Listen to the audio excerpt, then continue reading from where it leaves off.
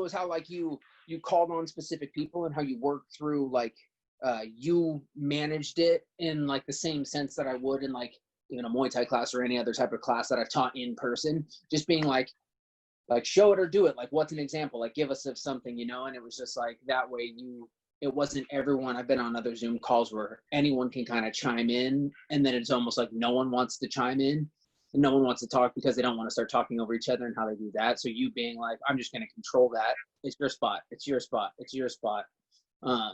That was something where it was like, it was just kind of like an aha, like, oh, just treat it like a normal class. Like that's another thing that I took it is like, you didn't do anything different from when I've learned from you in person, where it was just like, you're just the same. There was maybe that minor bit of control, a little bit more control as to in person, you can kind of feel the room. And sometimes you'd be like, does anyone have an example? And you'd give that out to an open space because it's easier for the group to decide who's going to go first and whatever. But virtually that's a little bit harder. So you just took that little bit of control in that situation, which was just like, he's had experience doing this. Like, this is not his first rodeo.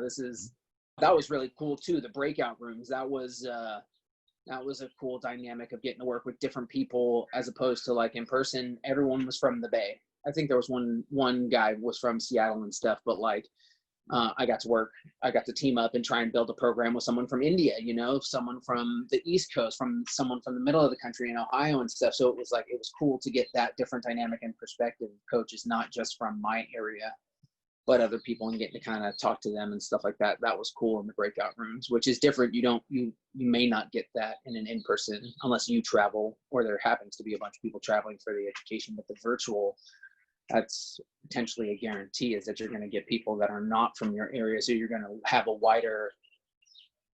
you're casting a wider net of experience. You're getting to pull from a different audience that you may never have come in contact with, which is very unique to the online experience. I enjoyed that.